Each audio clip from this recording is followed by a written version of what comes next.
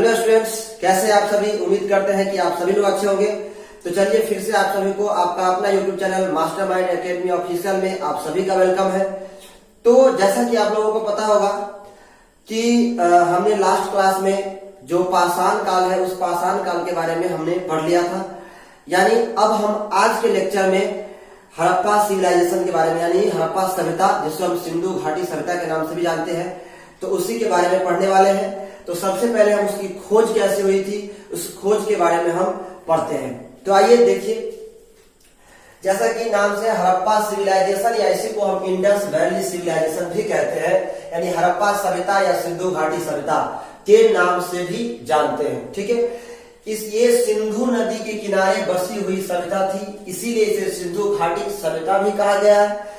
और इसकी खोज सबसे पहले हड़प्पा शहर में हुई थी, यानी सिंधु जब इसकी खोज की जा रही थी तो इसका जो खोज हुआ तो सबसे पहले हड़प्पा नामक जगह पर हुआ, इसलिए इसका नाम हड़प्पा सिविलाइजेशन भी रखा गया है। और इसे लोग हड़प्पा सिविलाइजेशन के नाम से भी जानते हैं, यानी हड़प्पा सभ्यता के नाम से भी जानते हैं। तो ये सिंधु नदी के किनारे बसी सभ्यता की वजह से इसका नाम सिंधु घाटी सभ्यता हुआ और पहली बार हड़प्पा नामक जगह पर खोजा गया, इसलिए इसके नाम हड़प्पा सभ्यता भी पड़ा है। अब देखिए, यह एक नगरीय सभ्यता थी, यानी नगर था इसमें, शहर, जिसको हम शहर बोलते हैं। तो यह एक नगरीय सभ्यता थी। दूसरा, यह एक कांस्य युगीन सभ्यता थी। कांस्य युगीन यानी इस समय में लोग कांस्य का प्रयोग करते थे। तो जो हड़प्पा सभ्यता था या सिंधु घाटी सभ्यता वह एक कांस्य युगीन सभ्यता थी। इस बात को भी आपको याद रखना, इंपोर्टेंट पॉइंट है, क्वेश्चन ये से आता है। और नगरीय सभ्यता थी, ये भी अपने आप में एक इंपोर्टेंट पॉइंट है। ठीक है, अब देखिए, ये जो हड़प्पा सभ्यता थी या सिंधु घाटी सभ्यता, ये अपने टाइम के यानी अपने समकालीन के पूरे विश्व के 4 सबसे बड़ी सभ्यताओं में से एक था। यानी उसके समकालीन सभ्यता की अगर हम बात करें तो पहला था नील नदी की सभ्यता या इसी को हम मिस्र की सभ्यता भी कहते हैं। यहां से भी क्वेश्चन आता है, 3-4 ऑप्शन दे देंगे और क्वेश्चन लिख देता है कि निम्न में से कौन सा सिंधु घाटी सभ्यता के समकालीन था या नहीं था। तो ऐसे भी क्वेश्चन आए हैं। तो समकालीन सभ्यता यानी नील नदी की सभ्यता पहला हुआ, दूसरा मेसोपोटामिया की सभ्यता और तीसरा चीन की सभ्यता, यानी इसके समकालीन थे। यानी हड़प्पा सभ्यता या सिंधु घाटी सभ्यता के समकालीन सभ्यता में नील नदी की सभ्यता या मिस्र की सभ्यता, मेसोपोटामिया की सभ्यता और चीन की सभ्यता, ये 3 सभ्यता थी। लेकिन इस तीनों सभ्यता में सबसे महत्वपूर्ण और सबसे बड़ी सभ्यता सिंधु घाटी सभ्यता या हड़प्पा सिविलाइजेशन या हड़प्पा सभ्यता था। ठीक है, अब देखिए, कहानी स्टार्ट होता है यानी इसकी खोज। अब हम पढ़ते हैं कि हड़प्पा सभ्यता की खोज कैसे हुई थी, कहां से हुई थी।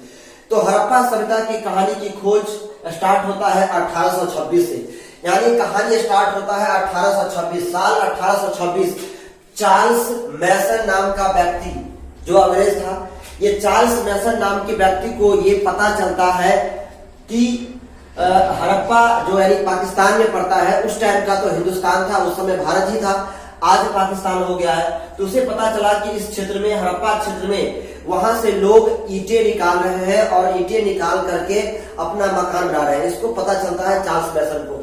तो ये चार्ल्स मैसन क्या करते हैं, वहां पर उस क्षेत्र का दौरा करते हैं और वहां जाते हैं और जाकर के कोई खास जानकारी एकत्र नहीं कर पाते हैं और वहां से वापस आ जाते हैं। और उन्होंने एक पत्रिका लिखता है, नैरेटिव ऑफ जर्नीज, और इनका एक पत्रिका है और इस पत्रिका के माध्यम से लोगों को पता चलता है, लोगों को बताता है कि ऐसे ऐसे एक जगह है हड़प्पा नामक, वहां से लोग ईंटें निकाल करके अपना मकान बनाते हैं। तो इस पत्रिका की वजह से, नैरेटिव ऑफ जर्नीज, इसके माध्यम से लोगों तक पहुंचता है। खैर, इसका कोई ज्यादा प्रभाव नहीं पड़ता है। ठीक है, अब आगे चलते हैं। अब कहानी स्टार्ट होता है 1853 से 1856 के बीच। याद होगा जब लाहौर से कराची के बीच रेलवे लाइन का विस्तार हो रहा था, यानी लाहौर से कराची रेलवे लाइन बनाया जा रहा था। और इसी के बीच में फैक्ट आपको याद होगा 1854 जब भारत में पहली बार रेल चली थी और वह रेल मुंबई से थाने के बीच चली थी, मुंबई से थाने के बीच। ठीक है, 1854 में। 1853 से 1856 के बीच में रेलवे लाइन का काम चल रहा था और लाहौर से कराची रेलवे लाइन का विस्तार हो रहा था, यानी रेलवे पटरी बन रही थी। तो उसके 2 इंजीनियर था, ब्रंटन बंधु, यानी 2 भाई था। एक का नाम था जेम्स ब्रंटन और एक का नाम था विलियम ब्रंटन। ये दोनों इंजीनियर थे। तो ये जब वहां पर काम चल रहा था, खुदाई का काम चल रहा था, पटरी बिछाने तक, इन्हें बहुत सारा वहां से ईंटें मिली। तो उन्हें ऐसा लगा कि हो सकता है पहले कोई पुरानी इमारत रहा हो, तो उससे वहां से ईंटें निकला, तो सारे ईंटें निकाल करके जितना भी ईंट मिला और उसने रेलवे की पटरी बिछाने में लगा दी। लेकिन कोई ज्यादा सोच इसने भी उस पर नहीं किया, दिमाग उस पर नहीं दिया, ज्यादा ध्यान उस पर नहीं दिया। तो ये भी चला जाता है ब्रेंटन मधु। अब समय आता है एक 1861 में, ये पुरातत्व विभाग की स्थापना होता है, जिसके डायरेक्टर जनरल बनते हैं कनिंघम।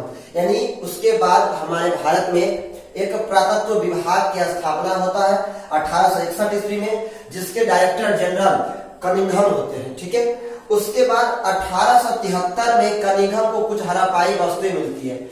यानी 1861 के बाद जब पुरातत्व विभाग की स्थापना हुआ, तो पूरे भारत में जब पुरातत्व विभाग की स्थापना हो गया, तो उसका जगह जगह खुदाई का काम शुरू हुआ। तो उसी खुदाई के क्रम में उसको कनिंघम को हड़प्पा से कुछ वस्तुएं भी मिली थी, लेकिन फिर भी कनिंघम को कोई खास जानकारी वहां से नहीं मिल पाई और न उसे कुछ ज्यादा उसकी गहराई तक उसे पता नहीं चल सका।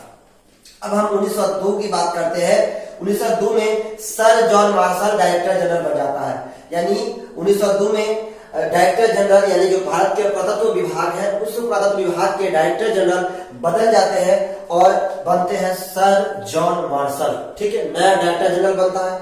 और एक और है 1912 में जेएफ फ्लीट नाम के एक व्यक्ति थे, वह पूरा वस्तु के आधार पर लेख भी लिखा था। यानी हड़प्पा के जो पूरा वस्तु मिला था, उस वस्तु के नाम पर एक लेख भी छपा था। खैर ये ज्यादा इंपोर्टेंट नहीं है, लेकिन अभी तक 1912 ईस्वी तक जो ये दो व्यक्ति थे, एक तो कनिंघम और ये जेएफ फ्लीट, इसने कोई खास जानकारी हड़प्पा सभ्यता के बारे में एकत्र नहीं कर पाए और न ही दुनिया को बता पाते हैं।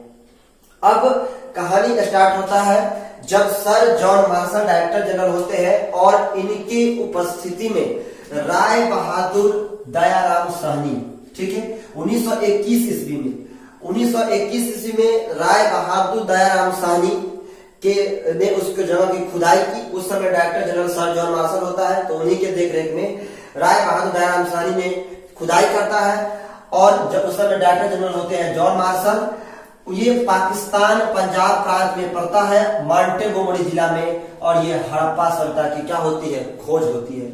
यानी ये हड़प्पा सभ्यता कहाँ है, तो पाकिस्तान के पंजाब प्रांत में है। उस समय का भारत ही था, लेकिन अब पाकिस्तान हो गया है। तो पाकिस्तान के पंजाब प्रांत में जिला है मांटेगोमरी जिला। ठीक है, मांटेगोमरी जिला में 1921 ईस्वी में हड़प्पा सभ्यता की खोज हुई और नदी था कौन सा, रावी नदी के किनारे। ठीक है, तो ये जो हड़प्पा की जो खोज है वह 1921 ईस्वी में राय बहादुर दयाराम साहनी के द्वारा किया गया। उस समय पुरातत्व विभाग के डायरेक्टर जनरल थे जॉन मार्शल, तो उन्हीं के देखरेख में खुदाई हो गई। तो यानी हड़प्पा सभ्यता की जो खोज का श्रेय है वो राय बहादुर दयाराम साहनी को जाता है, जिन्होंने 1921 ईस्वी में किया। और ये कहाँ है, तो पाकिस्तान के पंजाब प्रांत में पड़ता है, जिला है मांटेगोमरी और नदी है रावी नदी के तट पर। और यही वजह है कि सबसे पहले हड़प्पा शहर का खोज हुआ, इसीलिए इस सभ्यता का नाम हड़प्पा सभ्यता रखा गया। और दूसरी सिंधु नदी के किनारे बसा हुआ, इसीलिए इसका नाम है सिंधु घाटी सभ्यता। क्योंकि यहाँ पर जो सभ्यता का नाम है, जरा हम इसको समझाने का प्रयास करते हैं, थोड़ा सा इसको हम इरेज करते हैं, ये हम आप समझ चुके होंगे। तो यानी ऐसे करके ये सिंधु नदी है और बीच में एक नदी थी सरस्वती नदी। ठीक है, और इधर है गंगा, ये गंगा नदी है और ये सरस्वती नदी है। ठीक है, सरस्वती, और ये है सिंधु नदी। तो इसकी जो अधिकांश जगह है सिंधु घाटी सभ्यता की, ये सिंधु नदी से लेकर के गंगा नदी के बीच में ही अधिकांश सबसे अधिक पूरा जो जगह मिला है सिंधु घाटी सभ्यता का जो शहर है बसा हुआ, तो सबसे ज्यादा इसी सिंधु और गंगा नदी के बीच में पड़ा है। तो बहुत सारे लोगों ने इसको सिंधु सरस्वती सभ्यता भी नाम दिया है, क्योंकि कह रहा है कि सरस्वती नदी के किनारे बसा हुआ था। खैर, सरस्वती नदी तो अब विलुप्त भी हो गई है कहा जाता है, फिर भी आप याद रखेंगे तो इसको सरस्वती, कई लोगों ने कहा कि सिंधु सरस्वती सभ्यता है। खैर इसकी ज्यादा बात नहीं चर्चा है, बस हम ये जानते हैं कि सिंधु घाटी सभ्यता, यही ज्यादा लोगों को पता है और इसी नाम से हम जानते हैं, लेकिन ज्यादा साल इसलिए बसा हुआ है। ठीक है, आगे देखते हैं। फिर अगले ही साल 1921 के बाद जस्ट अगले साल 1922 में एक और शहर मोहनजोदड़ो का पता लगता है। ये भी पाकिस्तान के सिंध प्रांत में, यानी उस समय भारत था लेकिन अभी पाकिस्तान के सिंध प्रांत में पड़ता है। और जिला का नाम है लरकाना जिला, यानी लरकाना जिला पाकिस्तान के सिंध प्रांत में लरकाना जिले में पड़ता है ये मोहनजोदड़ो, जो सिंधु नदी के किनारे बसा हुआ है, सिंधु नदी। तो मोहनजोदड़ो की खोज 1922 में हुई थी, राखल दास बनर्जी ने किया था। ठीक है, तो ये पॉइंट भी हमें याद रखना है कि राखल दास बनर्जी ने 1922 में मोहनजोदड़ो की खोज किया था, जो पाकिस्तान के सिंध प्रांत में लरकाना जिले में पड़ता है और नदी सिंधु नदी है। ठीक है, और इसके बाद कई ऐसे जगह, बहुत सारे जगह मिले हैं, यानी अफगानिस्तान में 2, ठीक है, उसके बाद पाकिस्तान हमारे पड़ोसी देश में 475 और भारत में 925, यानी 1500 के आसपास 1500 स्थल, पुरा स्थल मिल चुके हैं सिंधु घाटी सभ्यता से संबंधित। तो इस तरीके से हमने पता क्लियर स्पष्ट हो गया होगा आपको कि हड़प्पा सिविलाइजेशन या सिंधु घाटी जो सभ्यता है या हड़प्पा सभ्यता है, इसका खोज कैसे हुआ था, कैसे ये लोगों के सामने आया। तो आज के लेक्चर में इतना ही। हम उम्मीद करते हैं कि आपको समझ में आया होगा। अगले लेक्चर में हम इसे आगे पढ़ेंगे, तो आप लोग इसका नोट्स बनाइए, अच्छे से समझिए, पढ़िए और खुश रहिए।